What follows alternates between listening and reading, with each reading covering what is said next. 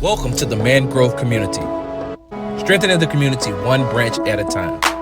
For more information about the community or how to volunteer, please visit mangrovecommunity.org.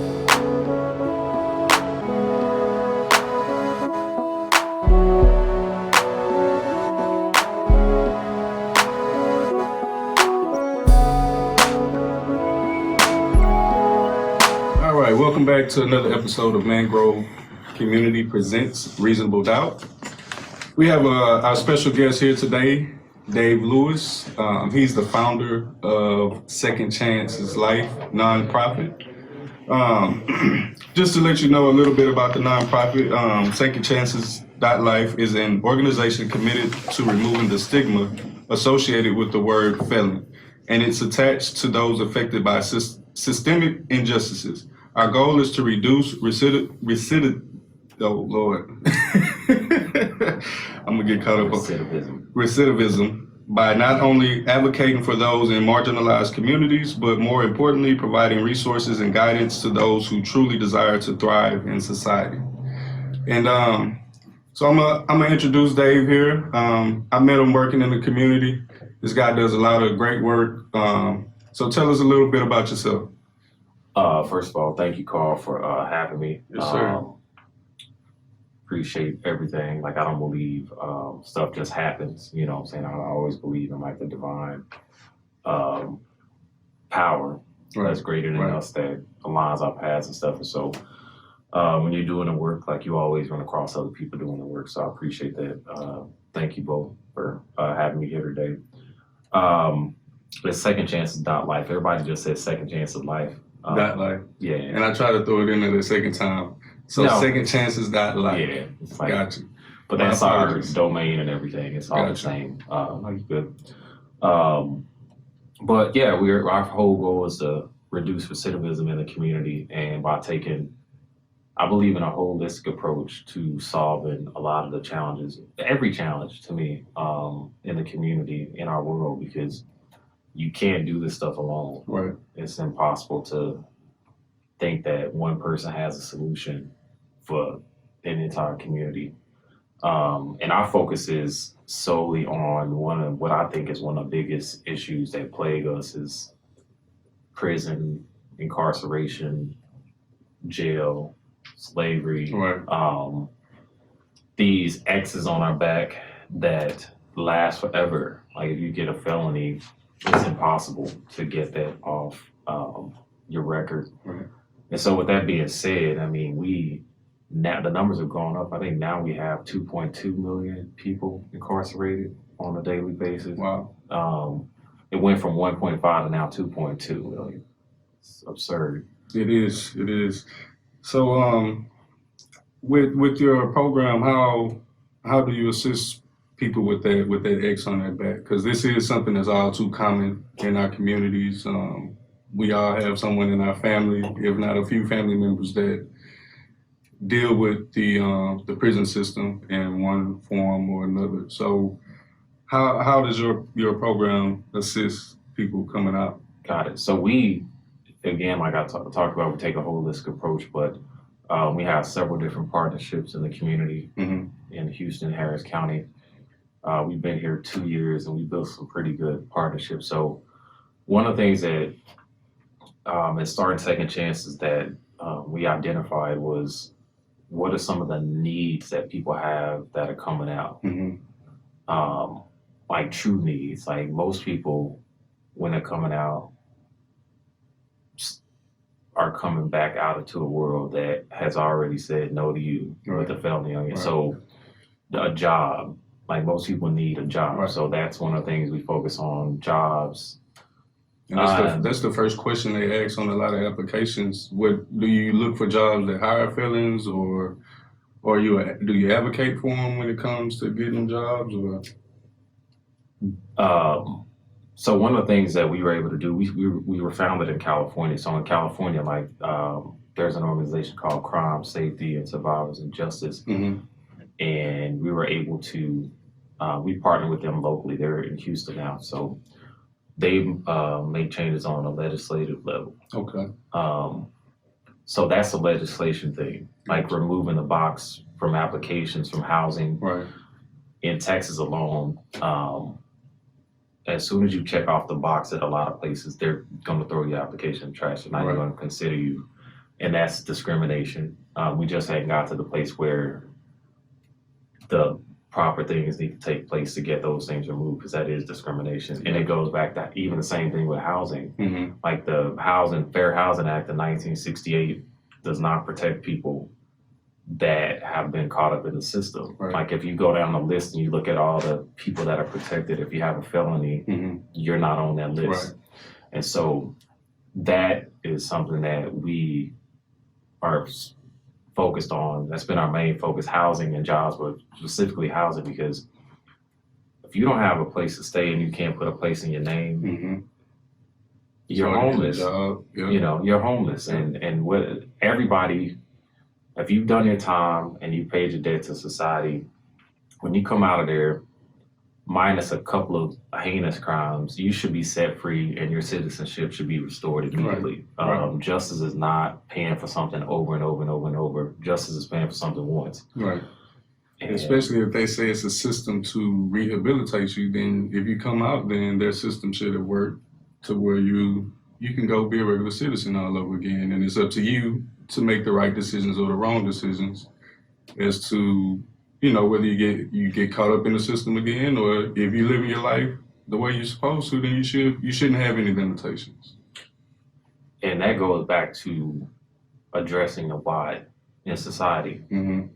I state that on a daily basis, like we don't address the why, and that's with almost everything. Right. But specifically when people make mistakes, like we live in a society. We have the most incarcerated people in the world in the United States, and we make up 5% of the population. That's a problem. Right. And so until we start addressing the why, we're always going to have these issues.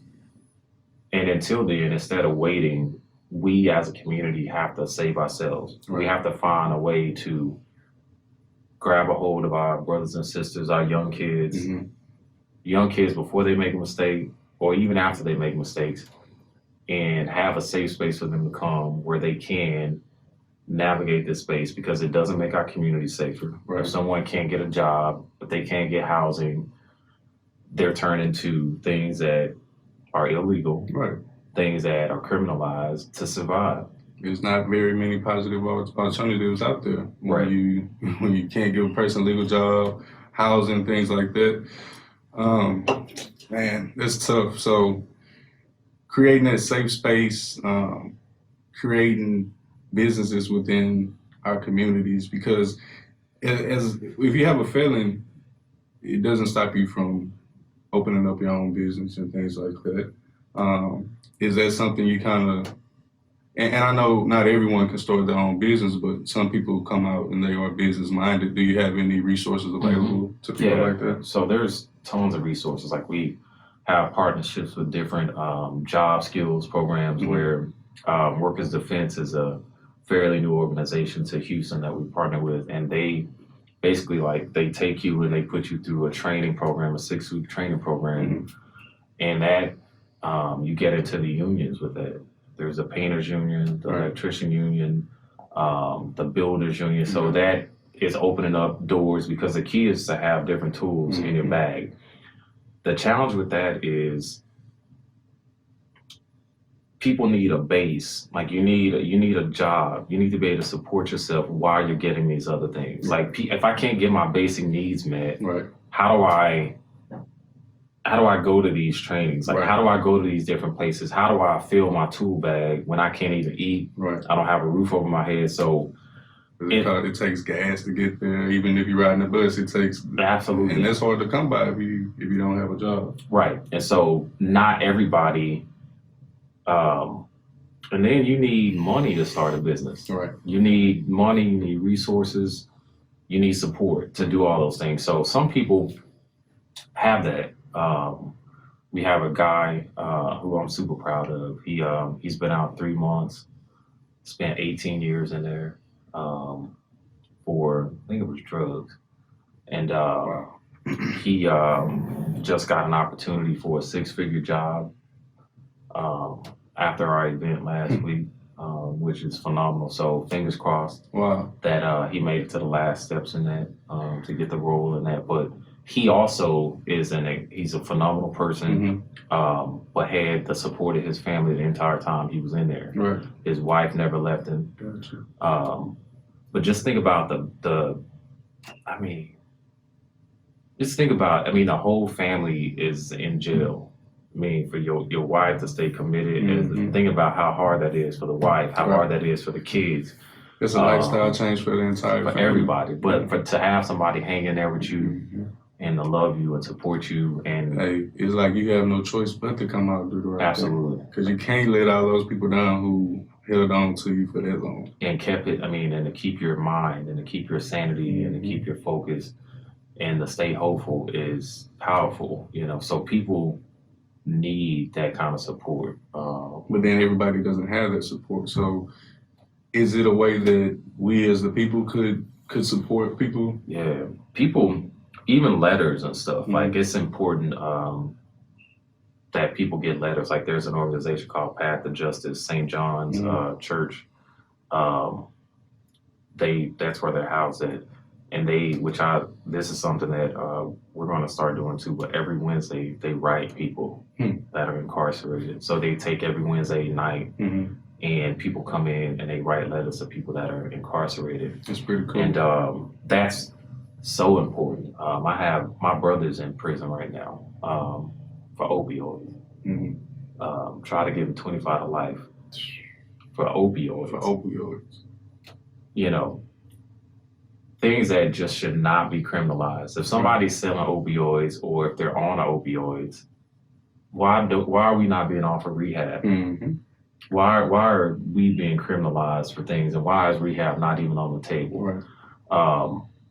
But if we weren't involved, me, my family, my mom, and not educated on laws and holding them accountable to this being cruel and unusual punishment and the crime, the time not fitting the crime. Right. He ended up getting, it's like a year and a half, which is he's still been criminalized, but to offer somebody 25 to life. 25 to life. For some pills. And y'all had to fight to get a year and a half. And that's the issue with the system right now as we speak, even in Harris County, because I had the honor of attending one of your events, like 2 weekends ago, and you had, was it Judge Jones? Judge Jones and Judge Jordan. Judge Jones and Judge Jordan. Now, Judge Jones, he wouldn't take the credit for it, but he played a major role in the bail reform that just got passed here in Houston. And when he was speaking about it, he was saying... Judge Jordan. Oh, Judge Jordan. I'm sorry. He led the way on that. Okay, Judge Jordan. Judge Jones is over the felony court. Okay, yeah. That's next. Gotcha. And Jordan's over the misdemeanor courts. He's the presiding judge over all the misdemeanor courts. Gotcha. So he led the way. Okay, sorry. Yeah, so Judge Jordan, he led the way, actually testified against his peers to say what they were doing wasn't right. And it got ruled in the court of law to be unconstitutional. So that means that our jail systems were operating outside of the law for decades. That's how long this has been going on. And like you say, it's up to us to know the law, first to make sure that it's being held up and executed the correct way.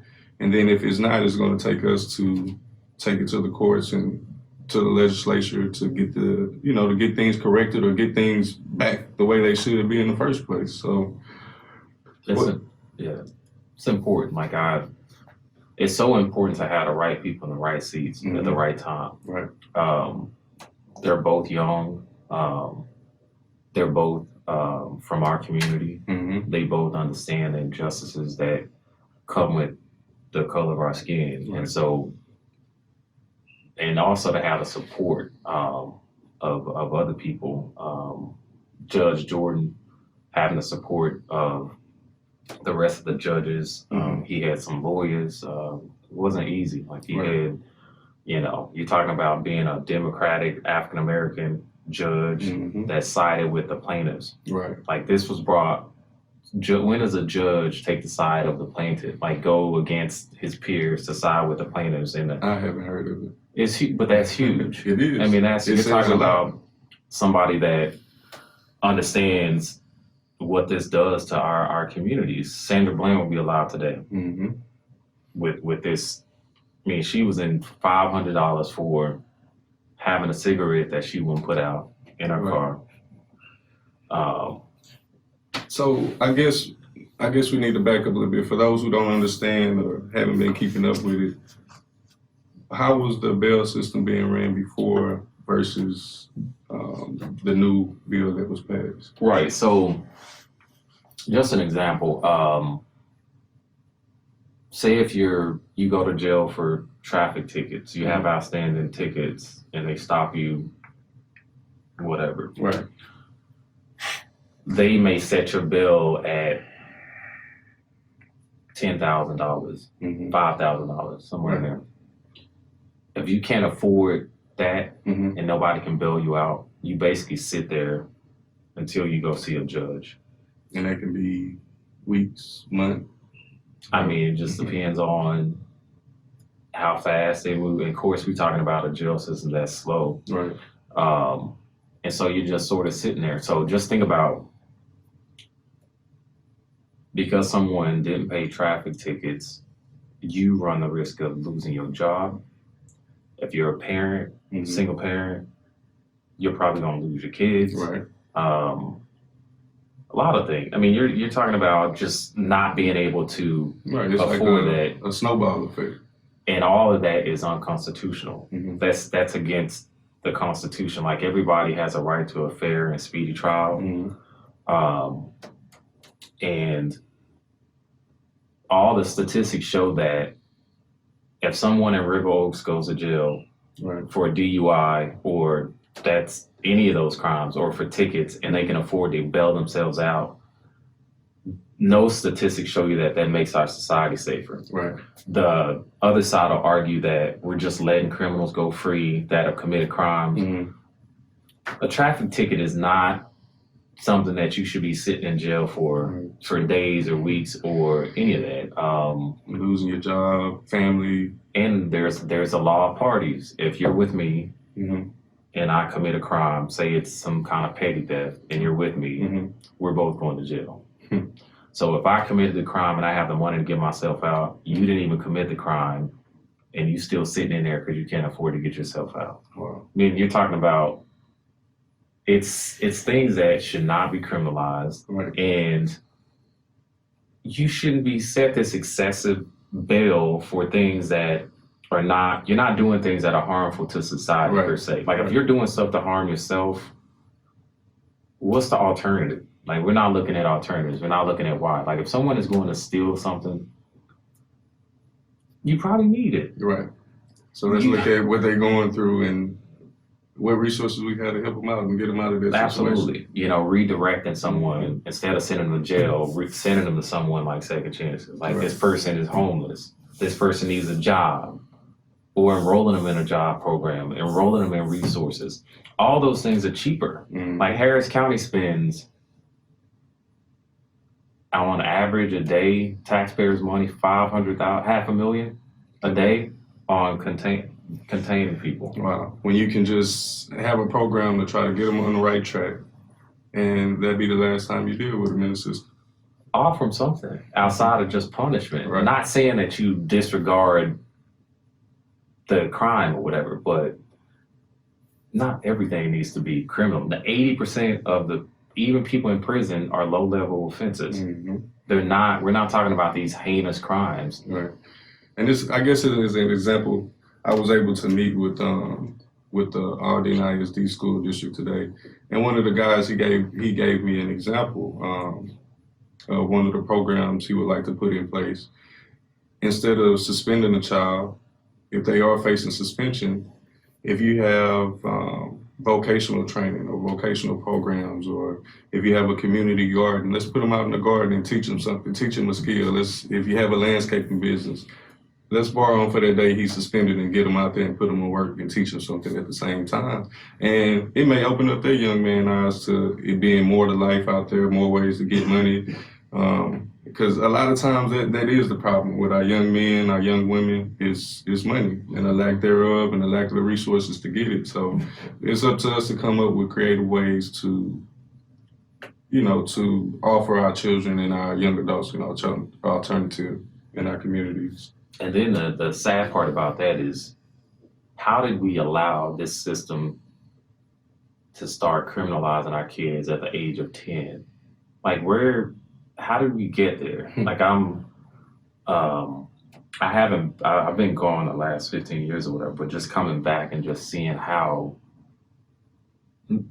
I wouldn't be here today if I got criminalized for fighting when I was growing up as a child, for skipping school. Right. All the things that most kids do. I mean,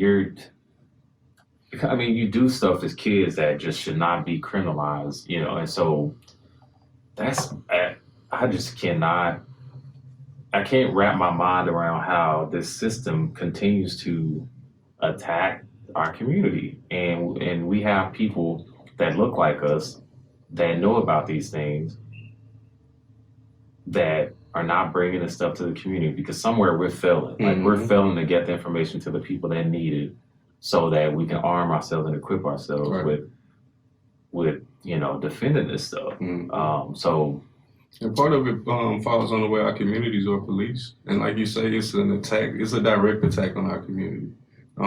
Working in corporate America, I've worked with people who stay in, what you refer to as the lands, the Pearlands, Sugar Lands, even Spring, Klein area up in there. And working with them and even living in some of these areas, you realize the same thing go on in these communities, but they're policed different. One of my coworkers telling me how his young neighbor blew up his mailbox. That's a federal offense, to blow up somebody's mailbox. But when the police came, they asked my coworker, what do you want us to do with it? And my coworker, I just want to have a conversation with it. And the police let them have a conversation, and everybody was able to go home that night. Now, if that happened in our community, that kid would probably still be sitting in jail right now. And we as the people wouldn't have been given the option to address it the way we would like to address it. So, and all of that stuff that's a prime example of what restorative justice looks like. Like, if I'm a victim of a crime, I should be involved in what happens to the person that committed the crime. Right. I should be involved in it, because not everybody wants somebody to go to jail. Right. Not everybody wants this person to get the death penalty. Some people just want an apology, or they may want you to do some community service. Just that's what restorative justice looks like. It's just not equally, it's just not given to everybody on the same level, the same time. Like, you Black and you automatically criminalized, you automatically, no matter what age. Right. Like, they don't even look at our kids as kids. They don't look at us as humans sometimes. Like, they look at us as these monsters that commit this stuff, and just, we're just not allowed to be victims. Right. So, and back to because you keep saying why as a community, like you say, do we allow this to happen? Because we've been having these issues, especially in Houston with the Harris County jail system. We've been having these issues for as long as I can remember, people dying in our jail systems. And it's like, we had to deal with that first before we can even realize what was going on with the bail system, because we had so many people dying in our jail system. And when the people come out of jail and they're making the complaints on what happened to them, what they say, the stigmatism or the stereotype, all felons, they all say they're innocent. So when they come out saying that they were mistreated and this, that, and that, even people from the community kind of take it with a grain of salt. So it's up to us to be more alert and aware of what's going on and really consider what's being said to us from people coming out of jail. Yeah, absolutely. I just think for so long, like, we were programmed to just sort of just sweep stuff under the carpet. Like, we're programmed, and it became a norm. Like, it became an everyday occurrence. you go to jail, you get out, you go to jail, you get out, you go to jail, you get out. So it's been this cycle of just brokenness. It's been a whole cycle of just, we continue to cycle because that's what you see, that's what you know. It became a norm. It becomes a norm. And then we now, thank God for social media and other things, but we know a lot more about this system than we did before. We see it, we can read about it, we can understand it. There's a lot more people that look like us that work in it. There's not a lot of Judge Jordans or Judge Joneses in it. Right.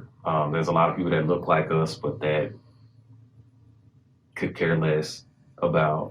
It's not them. So. It's one of those. America's one of those places that's it's become very every man for himself.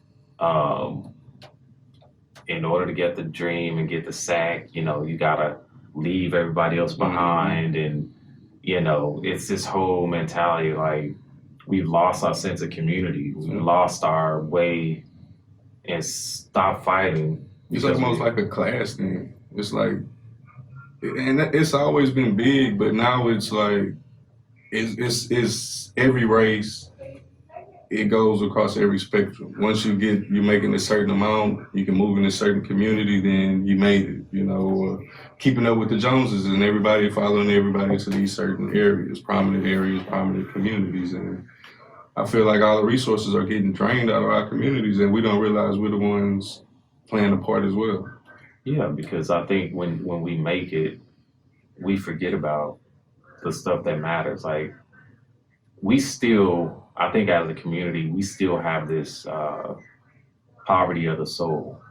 And what poverty of the soul does to you is you don't want to lose anything. Like you don't want to put yourself in a space where you don't want to say something that might offend someone because you may lose something, even if it's the truth. Right.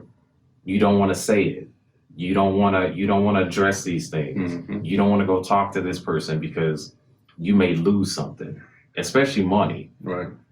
We have there's a lot of Black people with a lot of money now that put their heads together, put their money together.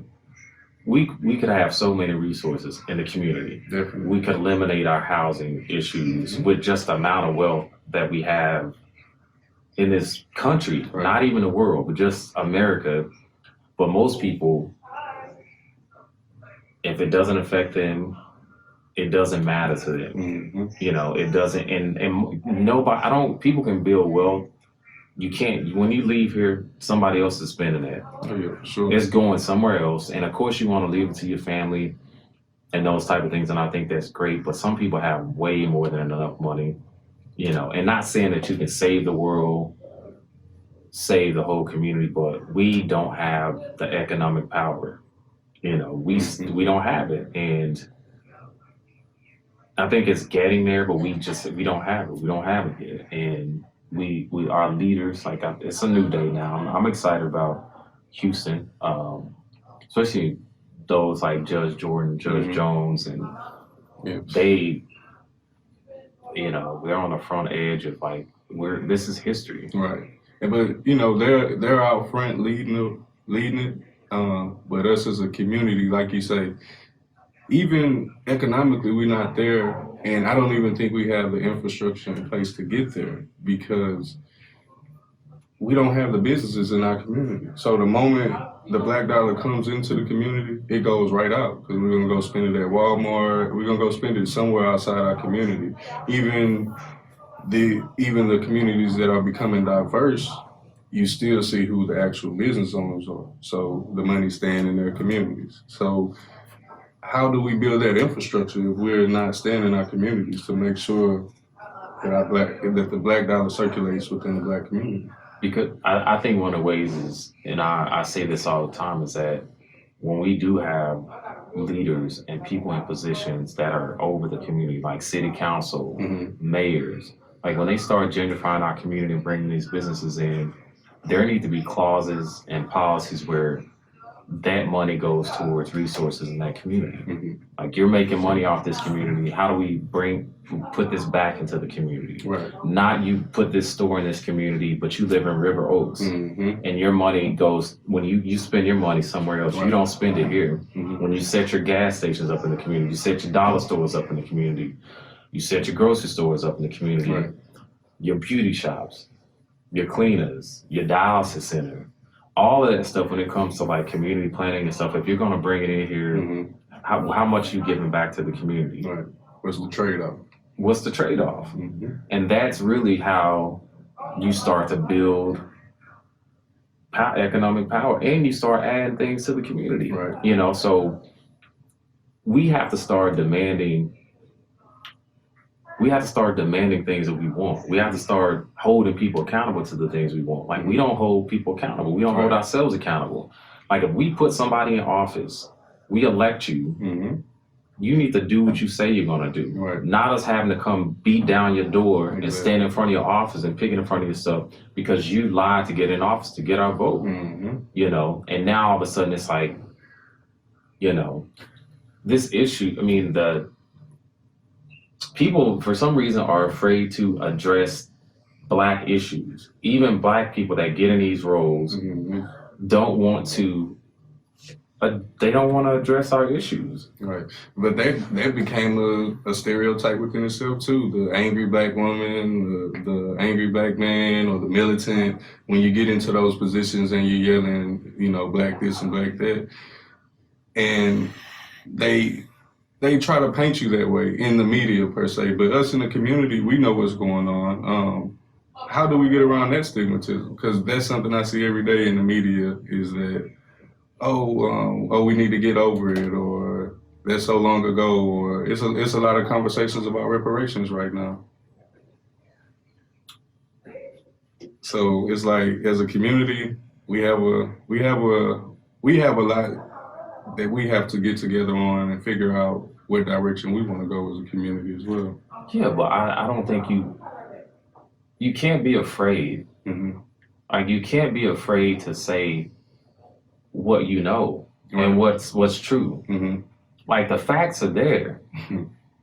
Black people are disproportionately affected by incarceration. True. Black people are disproportionately affected by policing in this country. Black people, the war on drugs, the crime bill, affected us tremendously. 3 strikes. That was passed during the Clinton administration. Yes. So to try to erase those things and assume that, okay, now we're just gonna move forward, is not okay. Like, we need somebody in these positions that are gonna stand up and say, this is an issue, and I'm gonna fight to get these things addressed. And I need the rest of y'all to get on board with me. Right. But this is gonna be something that we need to address. If we don't ever address issues in the Black community, this country is never ever going to move to the space that it could be. Right. Like, if we continue to ignore the issues and the things in our community, it affects everybody. It does. Like, people don't understand that locking people up for petty stuff has been the norm forever. Locking people up for low-level crimes has been the norm. Restorative justice should include resources. Restorative justice should include rehab. Restorative justice should include repair. Right. Like, they're legalizing marijuana right now.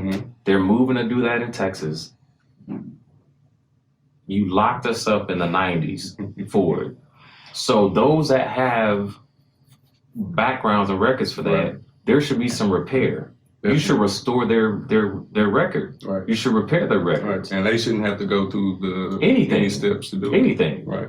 You know, so all those things, I don't, like, when we're talking about that and when people get excited about it and all that, I'm like, what about my family? The people who were affected by it. What about my friends? Yeah. What about the people that still have this stuff on their record, that are still being affected by it, that still shows up every time you go for a job interview? Right. Like, I don't get excited about it. Like, I don't think none of these things are okay unless there's some type of repair involved in it. Like, excited, I'm glad we're progressing and moving forward, but it's funny how now that we're progressing and moving forward, you guys go from criminalizing marijuana to legalizing it, and now there's an attack on our community with opioids. Yeah. But you also provide funding, billions of dollars to the white community to address the opioid crisis. With resources and not policing. We were left on our own with crack. Yep. I mean, people still to this day, crack is nothing. They did nothing but lock us up. That's it. Yeah. There were no rehabs offered to the black community for crack. At all. There were none of those things. They lock you up, they lock them in, and they throw the key away. And today, all of a sudden, opioids, we have to do something. And that problem, the crack, the problems that stem from that, they're still there. I know people personally, entire families that were affected by it, and they're slowly learning as a generation how to overcome the things that they saw and the trauma that they dealt with coming up. But that's a process within itself. And now all of a sudden the opioid epidemic is there, and it's like we're forgetting that it's still remnants remaining from the crack epidemic. Tons. Tons. Yeah. So speaking and back to with the opioid epidemic and the resources that they're making available, I'm losing my train of thought here. It's the first tray.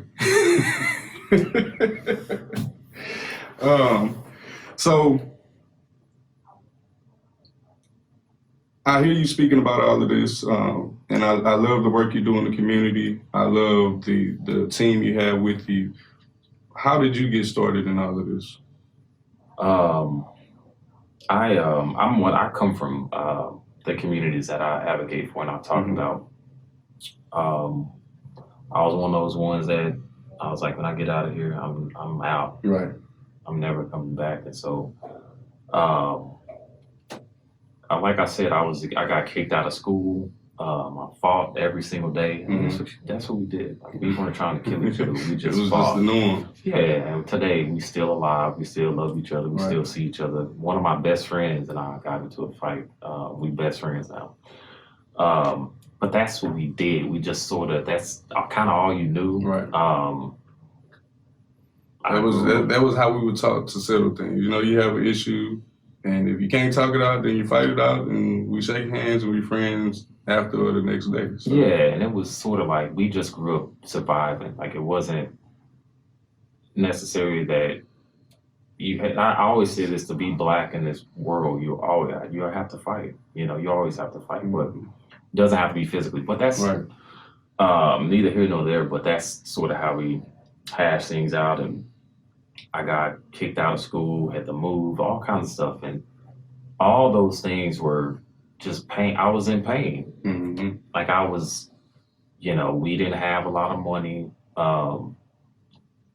Growing up, knowing that you didn't have it and knowing that other kids did, like, there was a lot of just, I don't call it bullying, but people just sort of picked on you for it. And so the only answer to it was like, let's go. We fight or whatever. So I ended up doing really well in sports. So that was like my outlet. Like, I thank God for sports and stuff, because that was like my anger outlet. Like, I was a defensive back and I was a hurdler, 40-meter hurdler. So all those things sort of allowed me to channel my anger into just this thing, this sport, and I could get it out.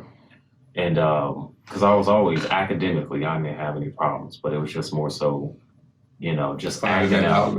Yeah, but I mean, when again, like, addressing the why, like, I didn't, I would have been, if all those things get kicked out of school, fighting and stuff, today you get criminalized for that.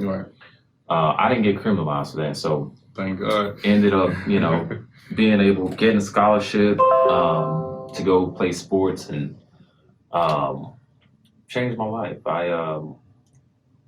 I always knew, though, like, even as a child, like, I always knew that the way I grew up was not going to be my life. Like, I always, I remember just saying, this is not what life is.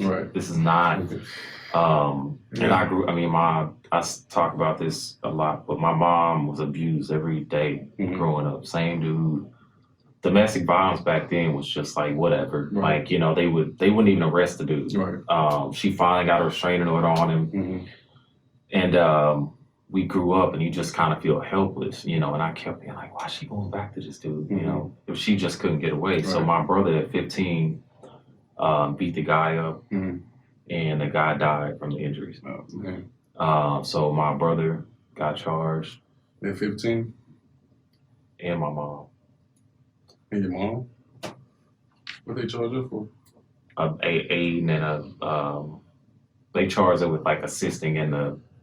It was all BS. Gotcha. And I was like 10 years old, so my brother had to go to juvie, and from juvie he went off to prison. He had a 1-year-old. No, he didn't. The child wasn't even 1-year-old at the time. That was my nephew. So he was a baby. My mom went to jail, 10 years probation. And we had no idea the law. But I mean, you just kind of accepted, no money to get an attorney, family to, you know, you just don't have. So you just kind of, my mom was just like. And we almost, until we really see what goes on in the justice system, we feel like they're going to handle us as fairly as they possibly can. And it was BS, like, you know, and there was a restraining order against the guy. All that stuff. And so my brother, even with the restraining order, still got charged and all that with manslaughter. And so when I found, I was like 10, me and my sister, I didn't even know how to respond. I didn't know. I just knew my brother was going away, and I needed to step up and be the man of the house at 10 years old. And it just, my mom hasn't been the same since. So I saw the pain and the trauma, and I didn't realize how that affected me. And so my father was around, but he wasn't in our house and in our lives like that. So that just sort of led me on a path. I was like, you know what, I gotta get out of here. Like, this is not how I did. And so I went to California, worked in entertainment for almost 15 years, doing acting and all kinds of stuff. And so when I think all this, it started being a series of just us seeing and hearing about Black kids and men getting murdered by policemen. And so the Trayvon Martin one just stuck with you. Yeah, it did. I don't know why that one. Because that one, I think that was the first time that we saw that it can really be any one of us. And then it wasn't like he wasn't killed by the hands of police. It was a regular resident, just like you and me. And after once they gave the ruling, it's like, so now they're giving the people that type of power? Yeah. I mean, and there was times where I couldn't sleep, and I was like, I knew I was passionate about people and that kind of stuff, but I was like, wow, I could not sleep. I was and I just remember like waking up every day just pissed off. And you start to look at white people different, and I was like, I just said, God, just what do you want me to do? Like, I was like, something has to give. Like, I couldn't even pray it away. And so I was just like, God, what do you want me to do? And I just started writing, and I started writing a business plan. I was like, how do I channel my anger and all these things? And I started writing a business plan for 2nd Chances. I wrote it on my phone. It's still on my phone. And every day I would wake up in the middle of the night and I would just write. And I started talking to people about incarceration and what they need and what the needs are coming out, because incarceration is happening. It's going to take a long time to change the system. So I was like, how do we help those that have been affected by it and to keep them from going back, but also to have something? Because I started looking up resources and stuff, and there's resources, but there's not a lot. And also, how do you get them? How do you get to them? And are they legit? Like, are these things legit? Can I do it? And so just to remove the red tape, but also I understand that my brother has been in and out of this system his whole life since he was 15, and unfairly. You know, he was protecting his mom like anybody else would. I would have been in that same situation. So I was like, you know what? I felt like, I was like, okay, this is my purpose. I was like, I have to do something. And so me and some of my friends and colleagues and stuff, we got together, we formed a board. and we put this stuff together and started just doing the work. Like we started contacting businesses about jobs, building partnerships, reaching out to the city, the jails. In that, I went back home. I came back here, shot a documentary on it, Second Chances, and where can we see that documentary? we haven't released it on anything. We need to. Yeah, we'd love to see We shopping it around, but yeah, we're gonna do some screenings and stuff here in Houston. But it's done well. We won 10, 15 awards. Oh wow! So y'all do like film festivals, things like that. Yeah, it's done that. Really powerful documentary, and it gives you a child's perspective on what it's like to lose your parents in the system. My nephew, but also follows 3 Black men that were incarcerated over 60 years, and now they're all business owners, and they're in the community. So it's a yeah, we definitely need to see that. Powerful film. Especially with this area, the Greens Point area. We have a lot of children that are affected. We can show it here. Family members. Yeah, we'd love to get the community together and show it. Yeah, we can set that up, man. But I heard you talk about something that's very important, I think, and I think the people need to walk away with this. You talked about channeling your energy, because when we're in those circumstances, when we're from low income areas, our parents don't have much, can't give us much, and like you say, you have the kids that do, so it kind of makes you feel a certain type of way, and then the moment somebody speaks on it, you really gonna feel a certain type of way, because it's like when you're in that position, the last thing you have is your respect and your dignity, and for somebody to talk about you, it's like trying to take that last little piece of what you have away from you. So a lot of us do react in a way physically, where we're gonna get into a physical altercation. But like you said, at first it was you finding sports, track, and football to channel that energy. Later in life, it came in the form of writing. And I just think it's very important, no matter what age you are right now in life, it's always a way to channel your energy. And what I've come to find within myself and speaking to other people, that 9 times out of 10, that's where your passion lies. That's where your purpose lies. And you find it when you find a positive way to channel your energy. Yeah. I think life is all stepping stones. Like you have to trust the journey, trust the process, and understand like you're not what you go through. Right. I had to realize that I'm not the thing that happened to me. Yeah. I'm not the things that I did. I'm not the mistakes that I made. And so I think not a lot of times, you have to forgive yourself, and you have to have empathy for yourself. Very important. And know that you just have to know that in every moment, every second, you have exactly what you need at that time. It may not feel like it. You may not understand it. It may be painful. It may be all kinds of things, but you have to trust that God is omnipresent, and omnipresent means always with you, always there. And so you just have to know in yourself, and you got to trust that this moment may not look like what it's supposed to. It may not feel like it's supposed to, but I have what I need. It may not be what I want, but it's what you need. And as long as you can breathe, you're healthy, you're good. You're good. And you a lot of times just keep moving, keep fighting. Don't lay down. Don't ever give up. And be open to trying different things. Like I went to therapy for 5 years. And that's something that we're not really big on in our community, is therapy and talking openly to a stranger. A lot of people like to say. We're getting there. But I'm an advocate for just having to be able to, because therapy is you're being honest. Therapy only works if you want to be honest about yourself, and you want to understand things that you don't know or understand about yourself, and you're having open, honest conversations about the good, the bad, the ugly. And then you realize that it's okay to not be perfect.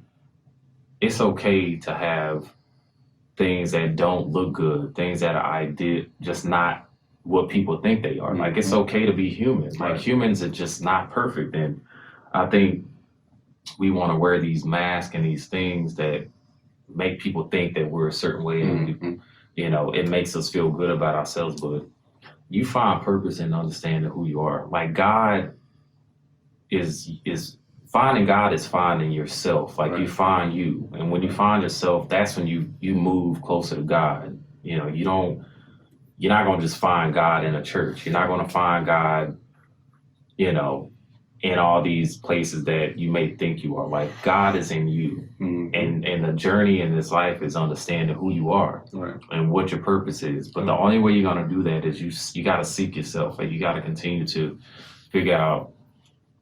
It's like you see, you have your lower self and your higher self. To me, God is your higher self. It's how you envision yourself being at your best and being fulfilled and knowing your purpose. God is all of that, and seeking that in yourself is finding the God within yourself and being obedient to that. And like you say, you have to go through things. People think when I'm going through something, they give the devil a lot of credit for things, but think about a diamond, all the pressure and everything that piece of coal has to go through before that diamond is produced. So it's the same as humans, and God's going to put us through some things. He's going to test us, trials and tribulations, to make sure when we get that reward, we don't fumble. So we should take that with open arms, take the good and the bad just the same. Yeah, and I feel like that whole devil thing is an excuse. It keeps us from taking responsibility and being accountable. Like life is, your greatest power as a human is a power to choose. And we don't always choose the things that edify our lives or take us down the right path, but you have to take responsibility and accountability. Yeah, there's things out there that you have no control over. Like they happen. The Bible says it rains on the just and the unjust. So that means something always coming, always going to be coming your way. But the thing is like having the right tools and the equipment in your bag that when it does come your way, you know how to either be still, or you know how to keep walking, you know how to stop real quick and meditate, pray, whatever you need to do. Like, but all that has to do with you understanding who you are, you know, and understanding your triggers and filling the holes in your life. Like we all have things that we need to work on, and if you're not, it's a practice. Like it's one thing sports teaches you is that if you don't practice, you're only as good as your last game. You're only as good as your last touchdown. You know, everything is a practice. Like, and it's not easy to practice the things that you need to do that's going to better your life. It gets better and it gets easier, but it's a constant practice. Like you have to speak positive things over your life. Like we talk to ourselves more than anybody. Like you talk to yourself a billion times a day, but you also have to ask, like, what am I saying to myself? Like, how am I speaking to myself? Because you're speaking your life. Am I putting myself down? Am I speaking positive things in my life? Man, Dave, it was great having you. Let us know about anything you may have coming up in the near future, any events, anything like that. Yeah, so we're partnering with you guys on the toy drive for the kids and giving back to the community. What's that? The 22nd. The 22nd. Yep. It'll be Greenhouse International. Greenhouse International. So we're partnering with you guys on that, the toy drive. We're also back in Terrell, which is where I grew up. We do an event every year. So this is our 4th year, I think. Okay. This is our 4th year. So where it's called the Holiday Give Back. And we basically bring toys to the community, to all the kids. We do food. I'm excited about it. My cousin has a food truck or whatever this year, so they're actually gonna do the foods. Once the food is awesome, cook. We bring clothes, food, all that kind of stuff to the community. So it's like a huge community celebration, just to bring something positive back. So we've been doing that every year, and it's just we've grown tremendously. I think last year we were able to support 200 kids. Last year, that's y'all's goal this year. Right? Yeah, that's the goal this year too. So it just keeps growing. We've been blessed to have different organizations and individuals donate Cool. every year to the event. So I'm excited about it. I guess we're going into the 2020. I'm excited about it. All right, ready to take on new endeavors. Yeah. Well, cool, man. Thanks so much for coming out. Where can we find you? Website, Instagram, Facebook? Yeah. So everything's the same. So our website is www.2ndchances.life. So second is 2ND. Most people want to spell it SECOND, but it's second. So it's a 2ND chances with an S .life. So .life instead of .com. And that's also our handle on Instagram, Facebook, Twitter. So at secondchances.life. Gotcha. And it's at secondchances.life on both of those. So you guys can follow us, find us. Everything will be posted. Like we always update our stuff on events and stuff. So if anybody wants to volunteer, you guys can email us at info@secondchances.life. And if you just anything, if you need any assistance, jobs, housing, if you want to go back to school, get your GED. Also, if you want to get your high school diploma, we're able to do that as well. Any kind of job training, skills, if you need help interviewing with your resume, all those things we're able to help. So, Cool. Yeah, definitely hit them up. A lot of resources, a lot of community resources, doing some great things in the community. Again, thank you so much for coming out. We enjoyed you. I appreciate your call. Thank you.